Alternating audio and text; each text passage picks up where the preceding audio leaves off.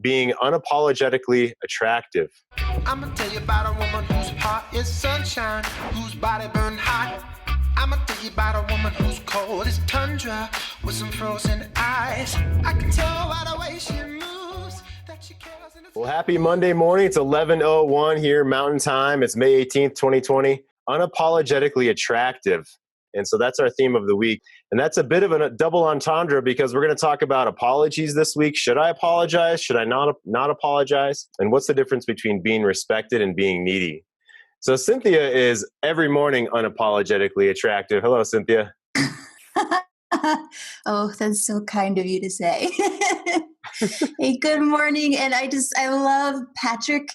You are the velvety voice from the deep, like welcoming everyone on. I just love that so much. I think you should do that every morning. Yeah, Patrick, jump on there and say hi to us from New Zealand. I can do that for you, Cynthia, every morning. Oh, look at this. Yes, good morning, Cynthia. Happy Monday. Beautiful, Patrick. I love it. We're going to roll right into some Austin Powers on that note. Here we go. Video take 2. It's Britney Spears.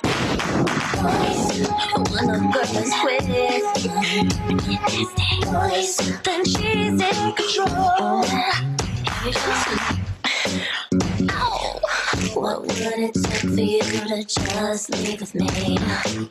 Not trying to sound conceited, me and you are meant to be. Sometimes a girl just needs one. To love her and to hold. When a girl is with you, then she's in control. You like that? When a girl is with you, said voice, then she's in control. Oops. I did it again, baby.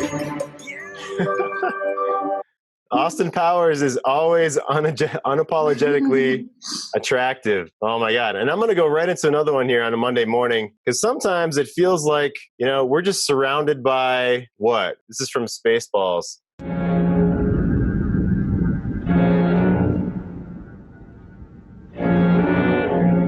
Princess Vespa spaceship within range, sir. Good. Fire a warning shot across her nose. What's going on? It's either the 4th of July or someone's trying to kill us! Hey, I don't have to put up with this. I'm rich. What are you doing? I'm calling my father. 1-800-TRUE-D, yeah. Careful, you idiot! I said across her nose, not up it! Sorry, sir. Doing my best. Who made that man a gunner? I did, sir. He's my cousin. Who is he? He's an asshole, sir. I know that. What's his name? That is his name, sir. Asshole. Major asshole. And his cousin? He's an asshole, too, sir. Gunner's mate, first class, Philip Asshole. How many assholes we got on this ship, anyhow? Yo! I knew it. I'm surrounded by assholes. Keep firing, assholes! I knew it. I'm surrounded by assholes. Oh my goodness. Spaceballs for the win. Well, happy Monday, gentlemen. And we are going to learn when to apologize for being an asshole. And we're going to learn when to not necessarily apologize. Right. And that's something we're going to roll into our question of today. My wife, oh my goodness, right into it, gentlemen. We're going to dive right into the water here on Monday morning. My wife asked for divorce 6 weeks ago. I've realized my wife wasn't committed and our visions and values for our lives and futures did not align anymore. How do I keep grounded and fired up about myself and my future when I still feel so much anxiety about the unknown? From a woman's perspective, I want to understand how damaging and hurtful my previous behavior was. I've beaten myself up a lot over how I used to act and prioritize my life. But I also realize that I've come a long way. I want to keep my focus on what I can control, but I feel like my wife just quit on me. So Cynthia, how do I keep grounded and fired up about myself and my future when I still feel so much anxiety about the unknown? I wanted to start with this. On top of sometimes we feel like we're surrounded by assholes. And sometimes we just need to be unapologetically ourselves, like Austin Powers blowing Britney Spears' head off, even though she had like the booby machine guns. Like that's, I don't know. I might not blow up Britney Spears' head up right away if she's got booby guns. I don't know about you, Cynthia, but I'm going to keep the booby guns around. But yeah, what is it like for a woman in our particular question here? When he wants to know how to be grounded and fired up about himself, but it feels like his wife just quit on him.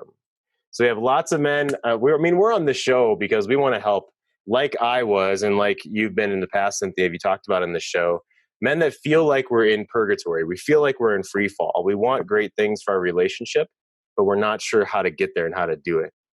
So when that man comes to you as a professional coach, Cynthia, and he asks, how do I keep myself grounded even though it feels like she just quit on me and just quit on the relationship? What are the first things that you want him to realize and to know? Well, I would love to offer to him, different kinds of confidence, like how to think about it, how to feel about that. But mostly it's the spiritual confidence, the spiritual why. I think we are most ungrounded and in agony when we've, number one, lost something, but number two, we are blaming ourselves for that loss. So there's some shame, guilt, oh, I should never have said that. I was an asshole this time. And when we put those two experiences together, pain, loss, shame, guilt, that's when our mind just goes haywire and we feel like the world is collapsing in. So I always like to say, any pain, frustration, angst that we have invited in a partner, it only is in places that they were already kind of bruised from before. They came to you with some of those triggers already in place. And so it is not us who has caused this. It is not us who has caused all this pain and depth of pain and, quitting. All it has done is just kind of put a droplet of water in something that was already there. And I find when we start to realize that it's not just all us, that people are on their own journeys of growth and development. And this woman's on her own journey of growth and development. It doesn't take away the pain and loss, but it lessens the, what did I do wrong? Why did this happen? Blame, shame, guilt, addition to that. The blame, shame, guilt. Thank you, Cynthia. So I want to remind you, gentlemen, to raise your hand in the Zoom participants section to ask myself or Cynthia a question, or to put your scenario out there, or you can ask a question in chat. And I'm going to go over to a quote from Freud exactly in that, and I'll bounce it back to you, Cynthia. Freud even had some difficulty with women, you could say. And I've got this quote. This is from, his quote is around, let me see if I can pull up the, yes, this is about the Oedipus complex. I was talking with a man about a particular article in Psychology Today about the Oedipus complex. And this is a quote from Freud. It was Freud's view of female sexuality that was perhaps his most heavily criticized. Freud himself admitted that his understanding of women was perhaps less than fully realized. And he said, "We know less about the sex life of little girls than of boys," he explained. "But we need not feel ashamed of this distinction. After all, the sexual life of adult women is a dark continent for psychology." So Freud's just like, that's a dark continent that we haven't explored yet. So yeah, that actually came from his take on that little girls have penis envy of little boys.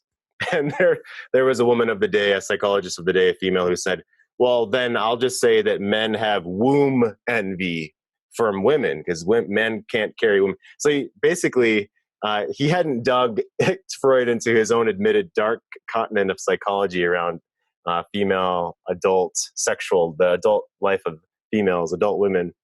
So Cynthia, I want to add on to there. You said these are droplets of things for your woman that are resonating from past experience that she has, whether it's from you or whether it's from childhood or the previous man or work or kids or other things in life. Yeah.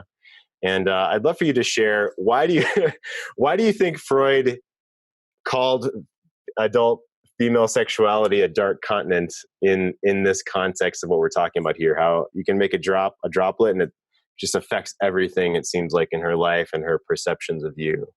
I'd like to kick it over to you. That is an amazing question. Oh my gosh, so many things bounced into my head. I'll talk about what we were just, referencing. And I think for Freud, or for men who can compartmentalize experience more, like I had this anger in this one place, and so that stays in a box. And, I can process that box, work with that box, or I can put that box on the shelf and it stays there. The anger is not jumping out like a gremlin and going into other boxes. When a woman has an experience, little girl, teenager in partnership, she may try to keep her emotionality of that in that one box, but her emotionality is like pouring in water. And we all know that cardboard, if this is a cardboard box, it holds water for a little bit, but eventually it seeps out. And so if she's got all these boxes full of water on her shelf, they're starting to seep out from the top shelf and into the boxes on the second shelf, and then all the way down. Yeah, Dan asked a great question. He says, how do you keep grounded when you're in a conversation with your wife and she starts attacking you with past wrongs you've done and wounds, and not get into a space of taking it personally? So Cynthia, I'd love for you to share in a moment here. I have my thoughts about this, Dan, first of all. So she starts attacking you with past wrongs you've done and wounds, and her wounds. How do you get into a space of not taking it personally? Well, the first thing is, are we assuming that she's attacking us? A lot of times she's upset, like a wounded animal, a wounded dog. Even if you go up to try to help it, if it's caught in something, it's going to bite you. It's going to bite the shit out of you. It doesn't know what's going on. It's just terrified. It's wounded. So I'm wondering if she's in a space where she's just lashing out, and not that that's okay, but she's lashing out because you're the closest person to her that she cares about. And maybe she feels like she can't share this in other forums and other places, or she hasn't felt heard in the past. And so she's trying to speak up in a different way where we're hearing it or taking it against our own trauma, our own wounds. And that's what Cynthia's point is as well, is we have those areas that she can poke into. We have those triggers within us, of course, to use an overly used term, that if she pushes into that, or if she knows that gets a rise out of us, it may be a way that she's asking for more connection and not really trying to attack. So the first thing is we want to try to remain curious and feel our reaction in our body. Okay, so definitely for me, I was telling a story to a one-on-one client the other day about my neighbor got really upset the last time I bought a new trampoline, and the trampoline had this red pad around the outside covering all the springs. And I was moving it over into another area of my backyard here. And my neighbor next door called me over, and I've had dinner at his house. I've been in his place, and he called me over. I came in and he said, "Hey, I want to talk to you about the trampoline." And something was really unusual in his face. And what I found out about 10 seconds later was he was pissed off about the trampoline. And I had no idea. I hadn't seen him that angry ever. I lived here for 7 years now. This was a few years ago. So I'd lived here for 4 years. Again, dinner at his place, talked to him outside. And he was pissed off. Wow.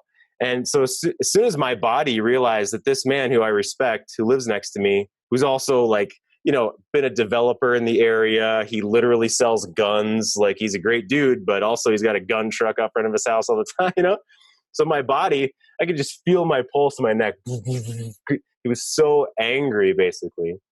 And at that moment, all I could do was really remain curious. And the first thing I said was, his name is Jess, who lives next door. First thing I said was, "Jess, you seem really angry about this." So I just wanted him to say, "Yeah, that's right. I acknowledge, yes, you got it. I'm really pissed off." He said, yeah, your new trampoline looks like a fucking missile silo in the backyard right in front of my view in front of the mountains. Okay. So if I were to think that he actually took, he was attacking me personally because my trampoline looks like a fucking missile silo, which by the way it did. It looked like a missile silo.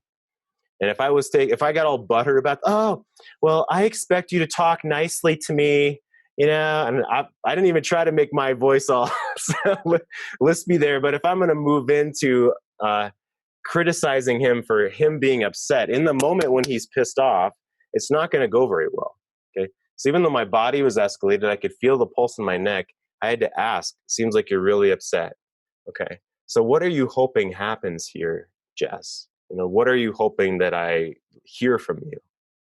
And just asking him that brought him down a lot, brought him down at least 50% in notch. When I asked, what do you hope that I can learn from this or understand? What do you hope that I hear from you right now? After I acknowledged how upset he was. So that's a really small story of we've got to be aware in our body, okay, of what's going on and still remain present and ask how questions or what questions and try to connect with them. So Cynthia, give us some feedback on where might the woman be coming from in Dan's question when he feels like she's started attacking and sharing wounds, and he wants to be in a place of not taking it personally. Please. Well, yes, I could say from the woman's perspective, I would also be wonderful, Dan, if maybe you want to put in the chat or jump back on saying like, what is the thing that floats through your head? What's the thought you have when she starts doing it? Is it I need to fix this, so I don't know how I can fix this because it happened in the past? Is it, I don't know why she's bringing it up, I thought we resolved it? We would love your feedback. Yeah, I think in the past I've come from a fix-it mentality, and I've learned to sit back and be more objective. But what I struggle with is when it's, and I think you both have used this, when it's kind of like the flood and you're in the boat and you see the water rising, and then suddenly the flood is coming over. And so I lose that objectivity where I start to take personally, you lied about this, or it's like this rapid barrage of things. And how to handle in that situation so that it doesn't devolve. And I can be curious because there are times where I'll start out curious in the conversation, but then it becomes a laundry list of everything that's been done wrong in the relationship. Oh, well, thank you for that clarification.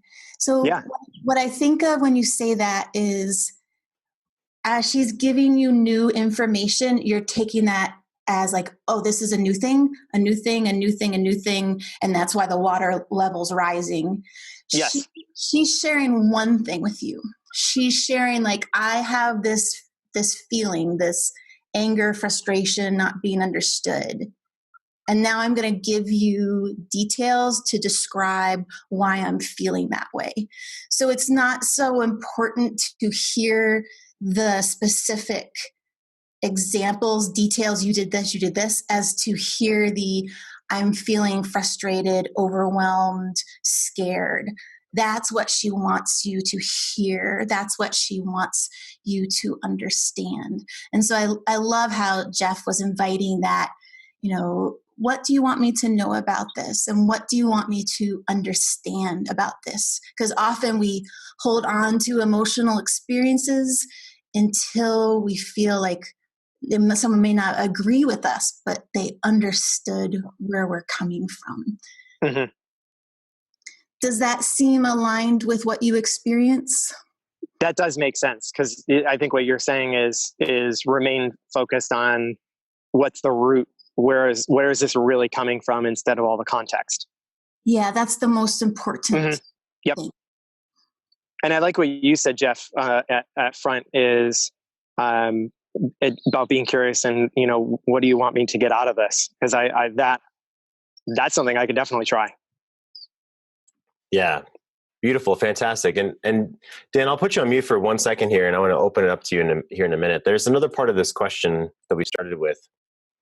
How do I keep grounded and fired up about myself and my future when I still feel so much anxiety about the unknown? So if we don't know what fires us up about ourselves and our future, it is really hard to stay grounded. And that's a piece of our theme of this week of being unapologetically attractive is you must know what fires you up. You must know that it's okay if she's upset in this moment, and really that you're okay. Really that not everything is this catastrophe that's your fault, right? And you must understand what your mission in life is. So we talked about the 3 forms of confidence over the show.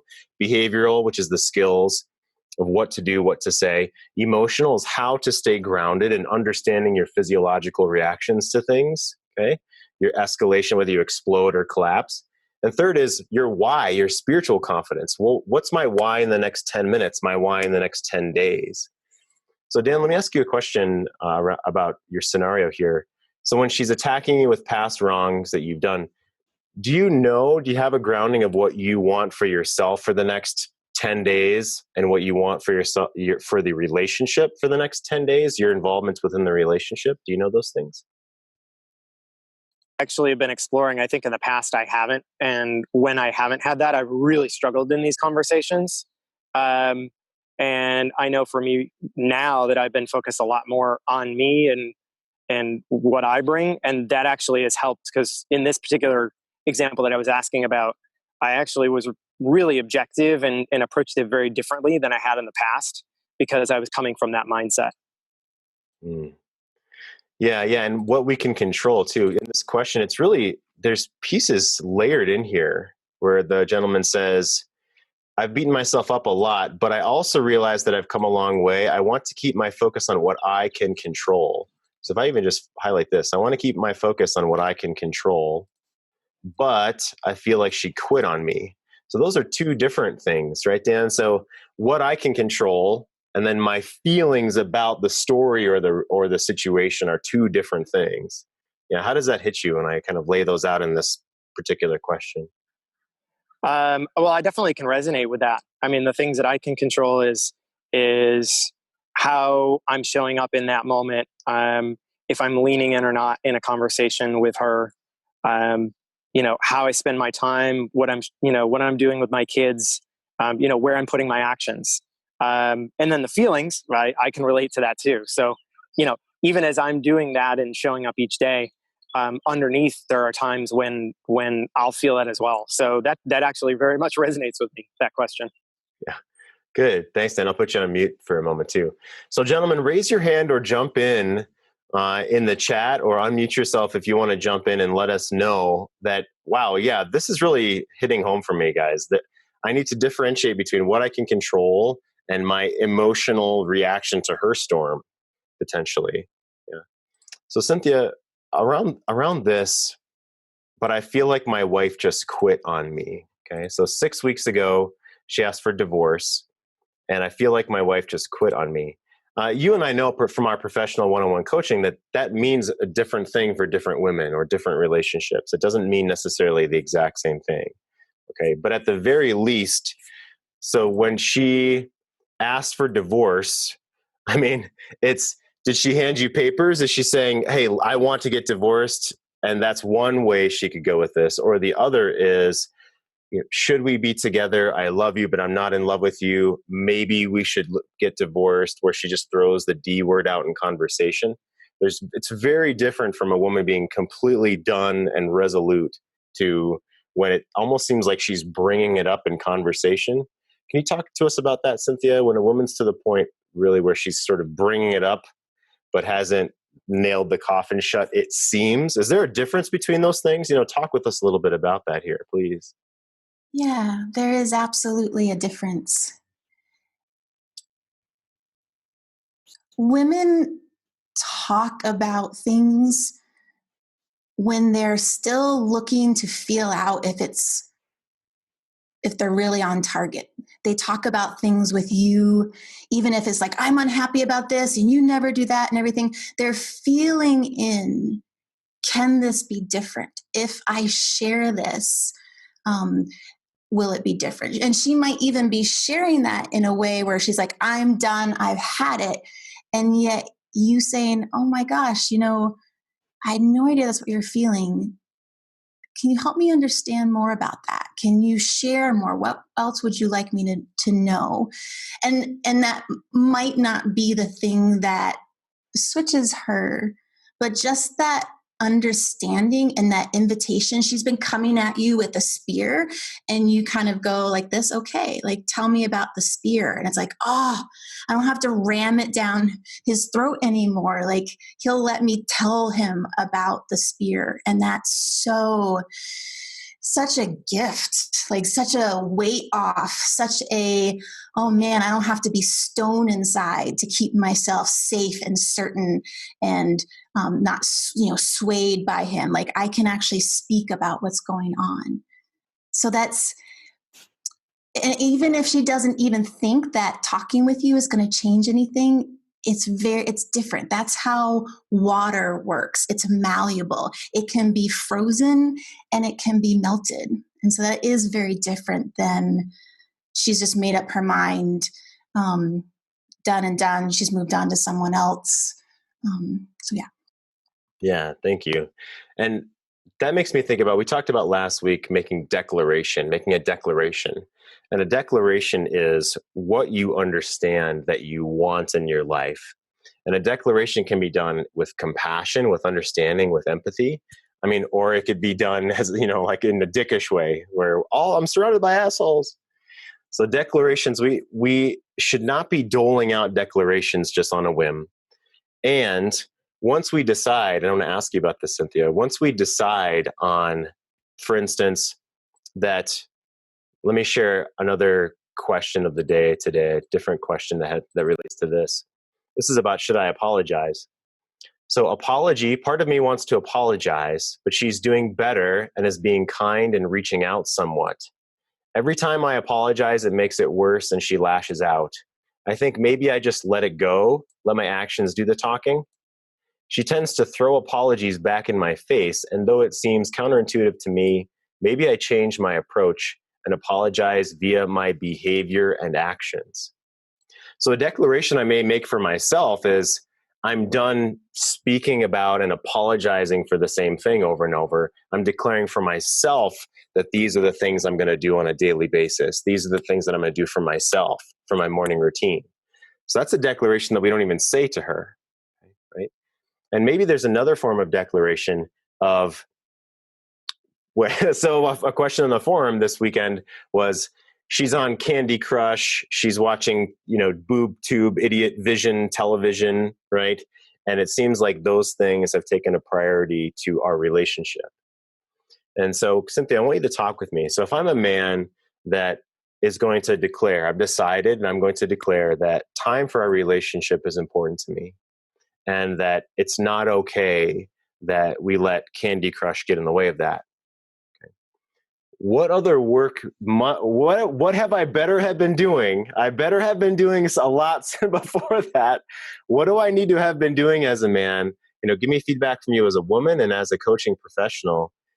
If I come up and just say, hey, the Candy Crush, I'm declaring that you can't play Candy Crush, basically, because our relationship, whatever you're going to say after that's probably not going to come from a great place if you haven't done what work prior to that, or you're not coming from strength within you as a man. What is that like for you as a woman, please? Yeah, and I've experienced this not just in partnerships with men, but different kinds of relationship. There's the metaphor of the hummingbird, and that I know Steve Horstman uses. And it's not so much the hummingbird as if someone's coming to me and they are wanting something to kind of fill up a hole in them, or it's not from a strong place, it's from a weaker place of, I really need this. Or I'm uncertain of my vision and mission, and I don't want to feel that discomfort of that, so I want to do something that makes me feel better, which is human, of course. It feels like someone's kind of taking a straw, or like the hummingbird, and trying to suck energy out of me, and it feels like I'm being asked to do something that it just doesn't feel right, and it doesn't feel grounded, and it makes me kind of close down and want to keep doing what I'm doing. So Dan, let me bounce it back to you. So what is it that's important to you? We could say spiritually about the why of relationship in relation to what Cynthia's saying. So you're not going to her to try to sort of suck her energy out or ask her about your own self. You need to figure out your own self first. So in your situation, what does it mean to you to have connection in a relationship? Well, what it means to me is you come together and create something even greater together, you know, in your lives together and for your kids. And when I've had that, and my vision for that is it's pretty incredible. Like, that's pretty amazing.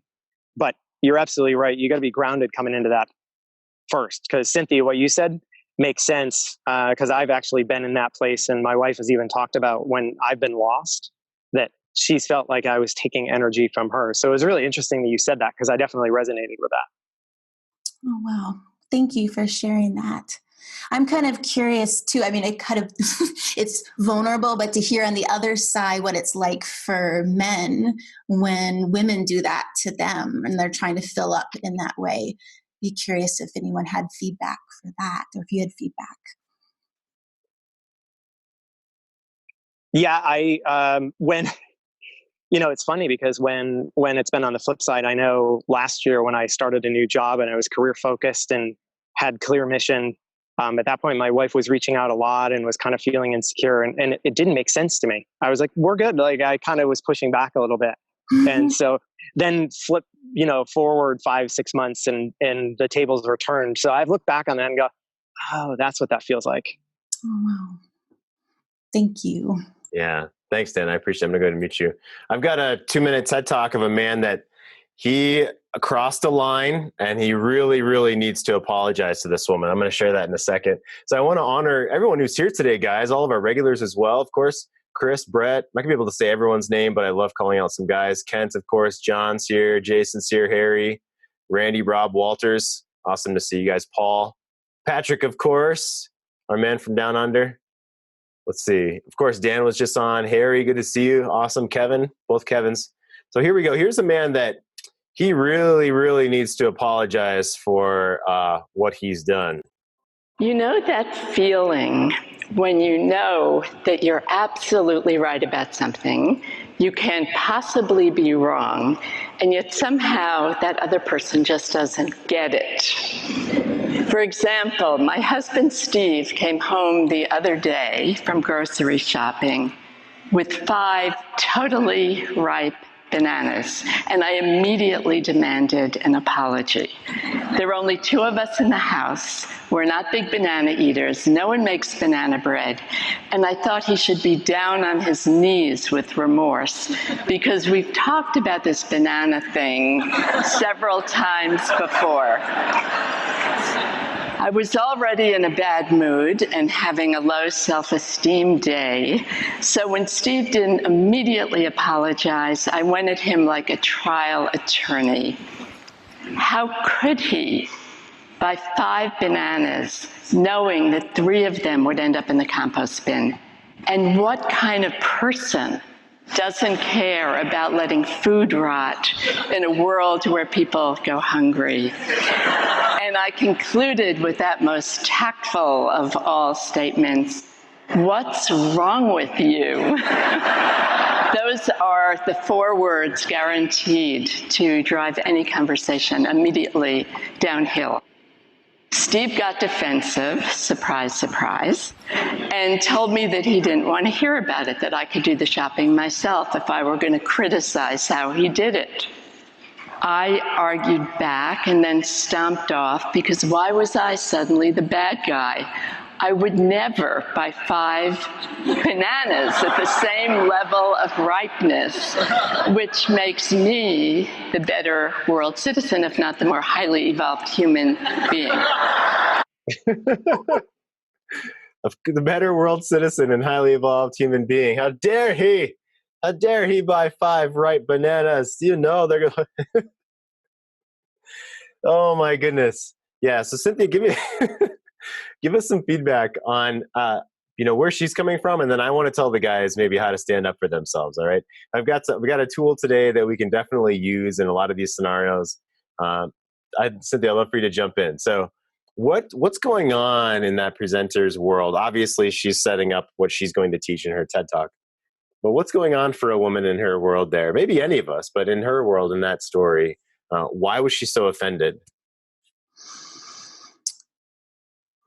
Because women know that they're being listened to when their subtle hints or their suggestions are taken seriously.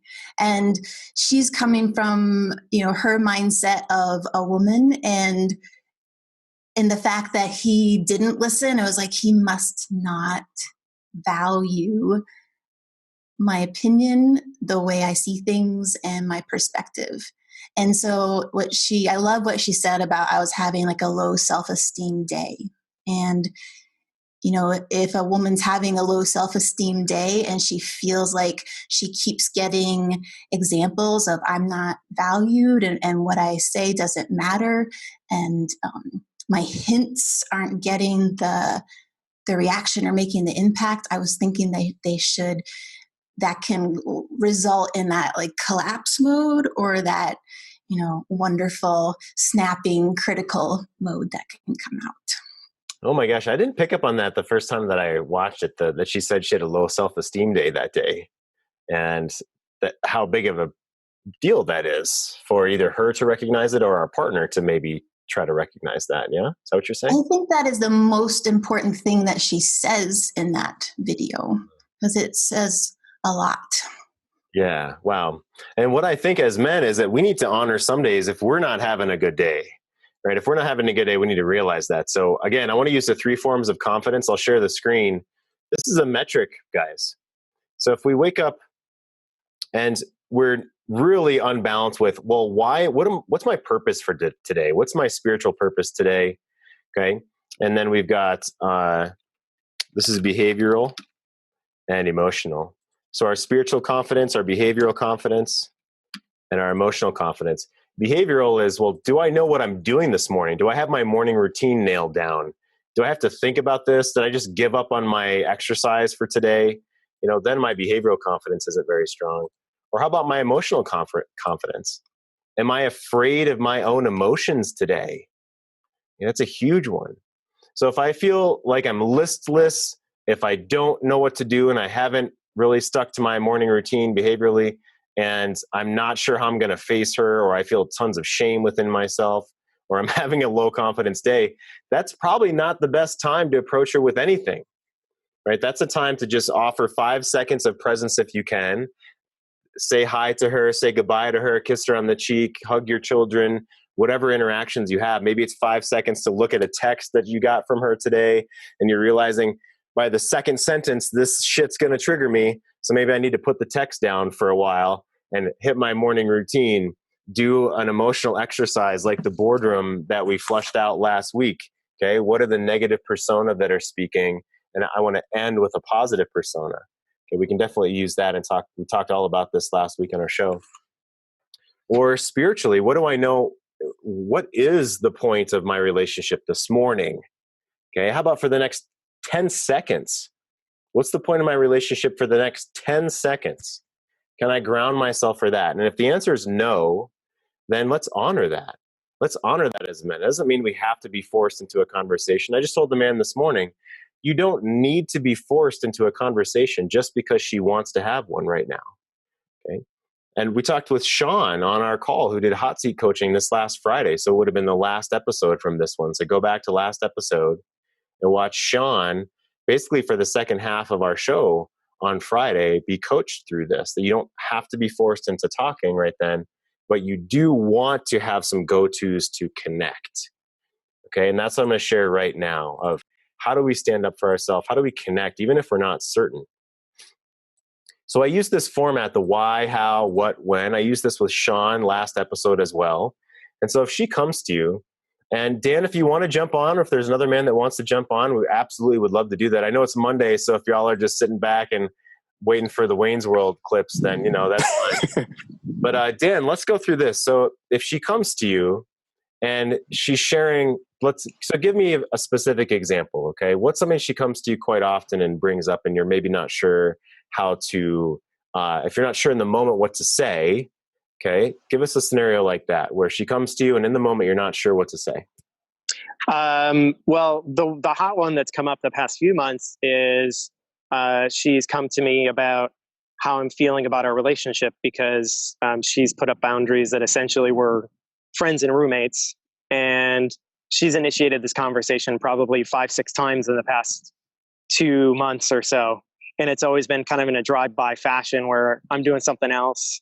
And even this weekend that came up. And I've learned that if I don't answer the question, she'll get upset. And if I do answer the question and go to my true feelings, it turns into a deep, heavy conversation, neither of which has been a winning scenario. Okay.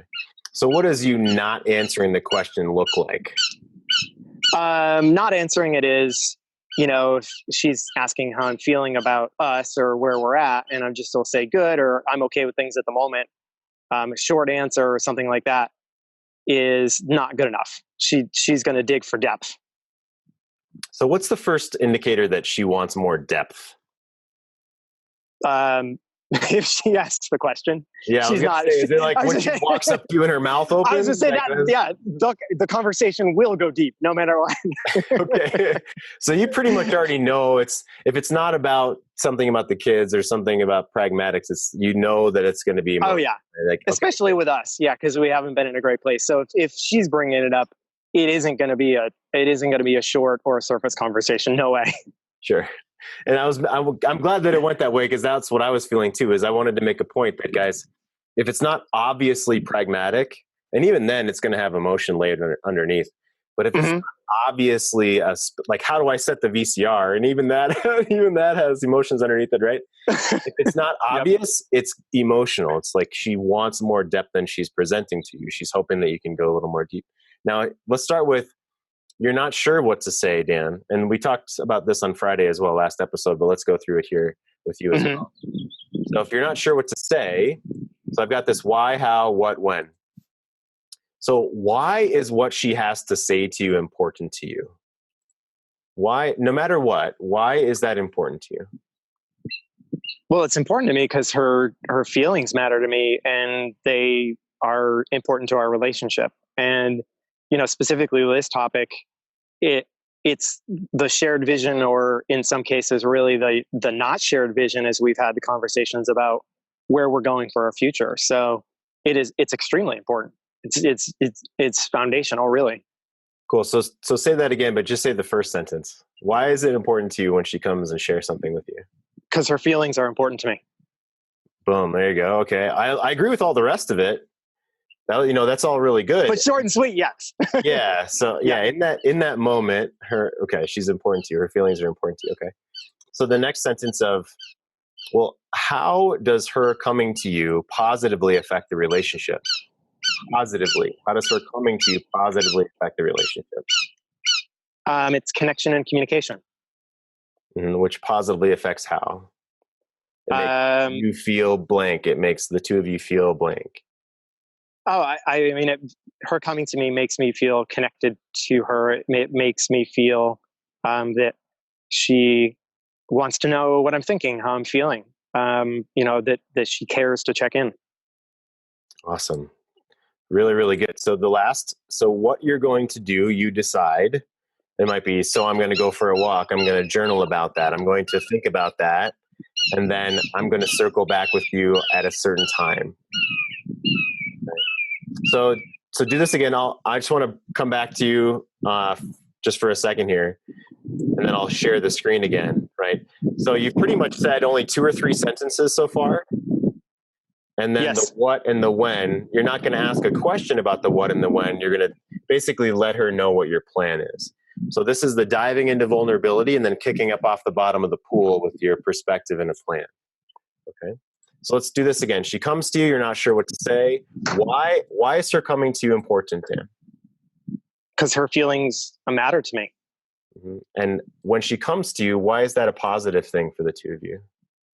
It's important because it's a chance for us to connect and communicate. And, that she cares and wants to know what I'm thinking and feeling. Cool. And so what are you going to do to think about what she's asked you? I'm going to take some time to really take it to heart, and I'm going to write about it and run, and that I'll circle back in 2 or 3 days when I'm ready to talk about it more. Cool. So yeah, you added the when there. Perfect. So give me an idea. How far away is what you just said to what you've tried in the past? It's definitely a departure, because I've hung in there in the ring even when I haven't wanted to, and it hasn't always gone well. And this is really short and sweet, but it actually acknowledges what she wants and where she's coming from, but it's also respecting a boundary. I've just kind of hung in there. Yeah. That's what Sean on yesterday's episode was saying too. So I'm going to put you on mute for a second, Dan. That was great. So yeah, that's great, Jeff. So when things go fucking perfect and she's like, oh, thank you, honey, I'll patiently wait for you to come back to me. That's so great for you to be honoring of me. And, right. It's like, yeah, that's all great, Jeff. But what happens when it doesn't go perfectly? So Cynthia, I'm going to have you jump in. Like I'm over here thinking like, oh, really? You're not going to talk about it right now? Well, yes, we are going to talk about it right now. I've brought this up, and off to the races we go. And the man's over here, like his his hair is being blown back. Like he's trying to hold on to the fucking, rope after he's lost both of his skis, and he's being dragged behind the boat. It's like, let go, dude, let go. But he can't. He doesn't seem to be able to let go for some reason, because he cares about her, because he's not trying to abandon her, because every man on here wants good things in the relationship. These are good guys, right? We're good guys. We need to learn the skills and the emotional container of how to lead here. So Cynthia, when the woman doesn't really take that very heartfelt, connected response that Dan gave of, what you have to say really means a lot to me. Thank you so much for coming to me, because it helps us connect in our relationship, and that's great. So I'm going to take a break. I'm going to go for a walk. I'm going to journal about this for the next 2 days, and I'll circle back to you. Like, fucking awesome. But she's over here, and she doesn't really like that. She doesn't like that. She doesn't really accept that. She's going to push in. So where's the woman coming from when that happens, and what can the man do next? Please. Yeah, so I experienced this myself, even when Jeff in his open-heartedness says to me, I'm going to go take a break right now, and then, in 2 minutes we'll talk about this further. The girl in me, the woman in me, it's like there's a fear response of the rope that was connecting us was just kind of dropped, and it's like, oh, I'm all alone in this, and that is really going to cause either a woman to be like, to know herself, like, no, I'm not alone. He's not abandoning me. I know better. It could also cause that, like, no, keep in relationship with me. Don't leave. And even if that's negative energy, it's still relationship, and I still know I'm connected, and I'm not all alone in this. So how do you as a man respond to that? Or how do I as a woman respond to another woman like that? You are, I know, in the center of your being, men who want to protect and give your very best energy to the people in your life. And you taking a break is you wanting them to receive your best energy in that moment. None of us feel good when we feel like we're responding from an ungrounded place. So to know that you're doing that for that purpose, and even saying to her, you know what, I want to show up in the conversation with you grounded. I want to be present. I want to be able to really hear what you're saying. And I want to be able to respond, not react. And in order to do that, I need to go do this for myself. And she may still respond negatively, but that's what you're doing. That's your whole purpose of doing this. That's your why. And to me, as a woman, that feels not so much just like, oh, he's leaving, and what if we don't talk about this, and blah, blah, blah. It feels like, wow, he really wants to show up in this way with me. And it also invites me to be, hey, in a better place of showing up as well. I love that, Cynthia. So let me take that a step forward into what are our own patterns as a man? This dovetails right into, I want to share this with you guys today. So certainly screenshot this if you like. This will be some takeaway homework. I'm going to ask these rhetorically right now, and we will pick up on these on our show tomorrow. Unapologetically Attractive is our theme of the week. We've got about eight minutes left today. I've got another little clip that I want to show from Spaceballs before we go today, so I want to fit that in. But so gentlemen, if like, okay, that sounds great.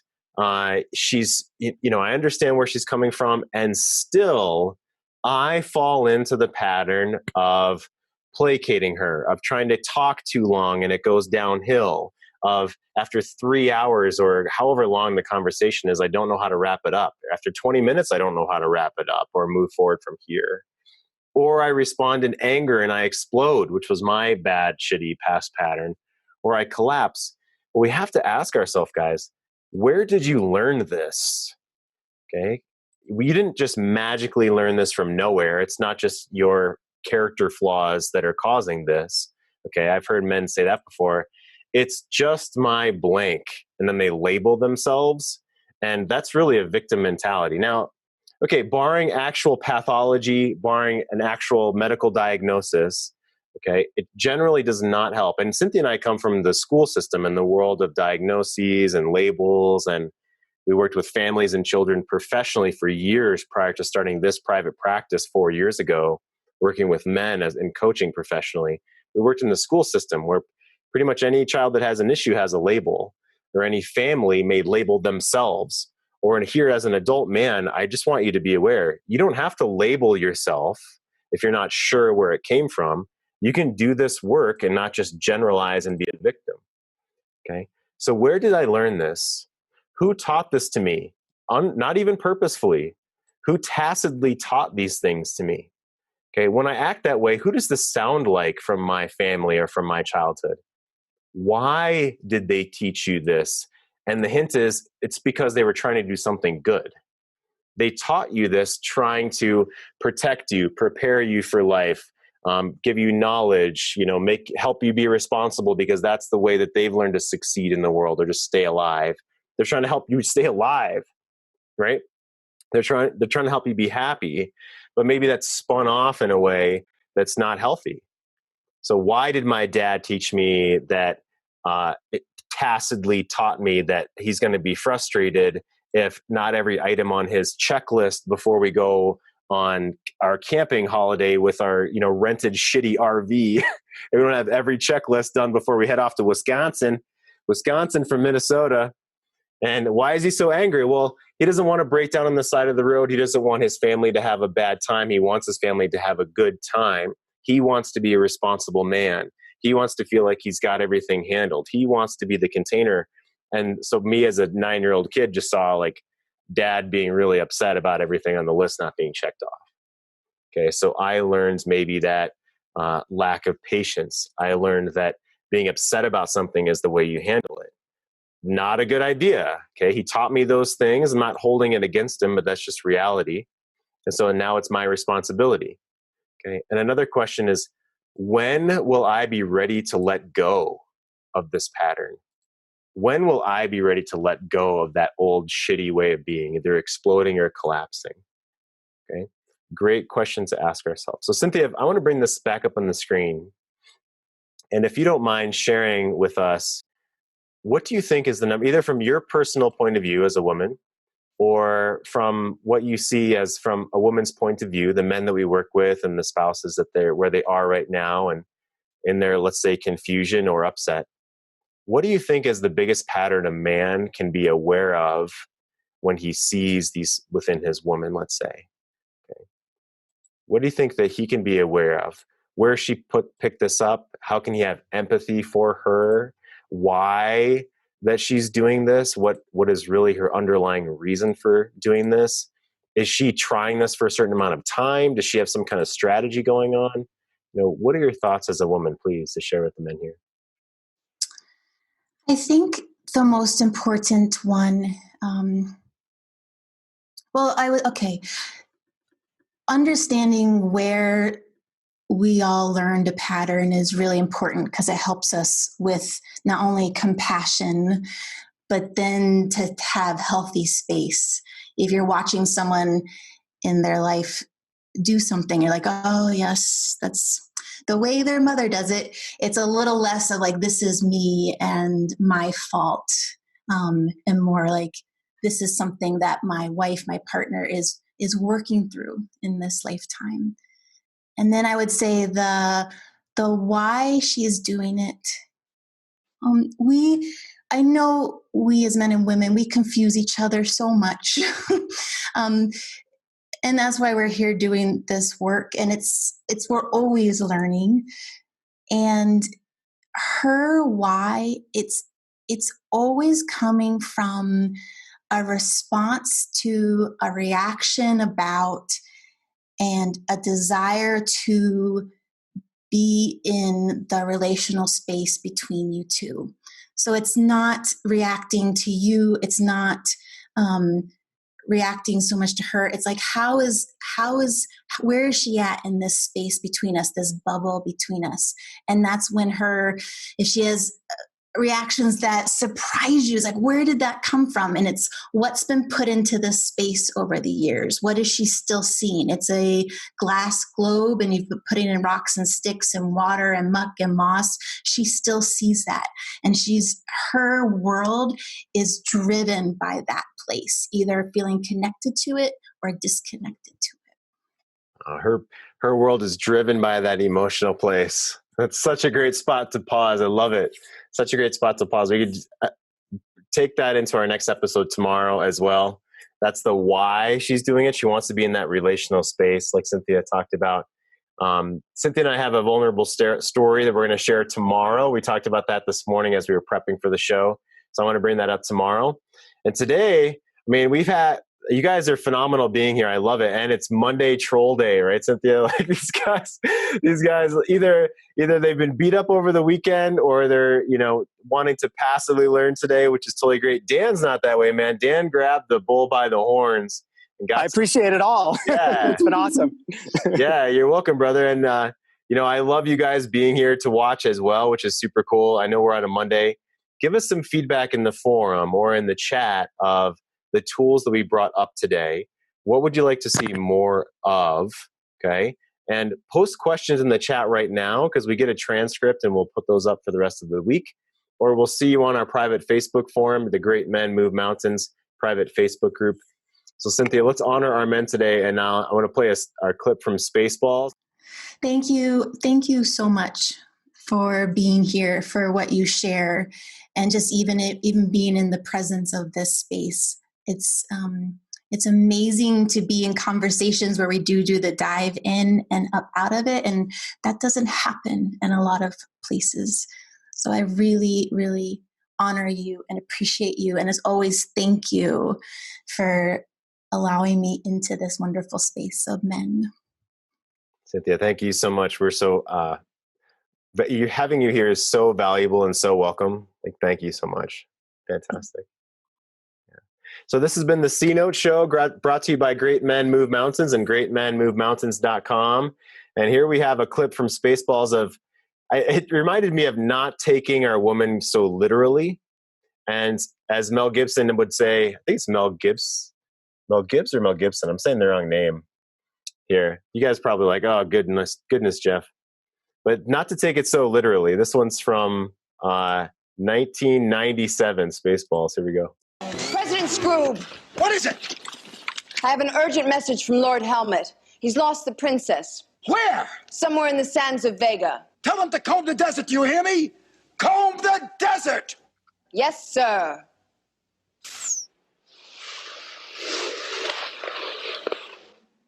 Sir?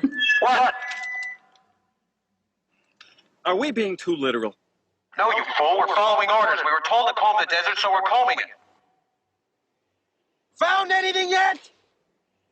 Nothing yet, sir. How about you? Not a thing, sir. What about you guys? We ain't found shit. Taking it so literally. Mel Brooks. That's what I was trying to think of. Mel Brooks, the director. We will see you tomorrow at 11 a.m. Mountain. Thank you, Cynthia, so much. Thank you. Bye. Bye, guys. It's sunshine, whose body burn hot. I'ma tell you about a woman who's cold as tundra with some frozen eyes. I can tell by the way she moves.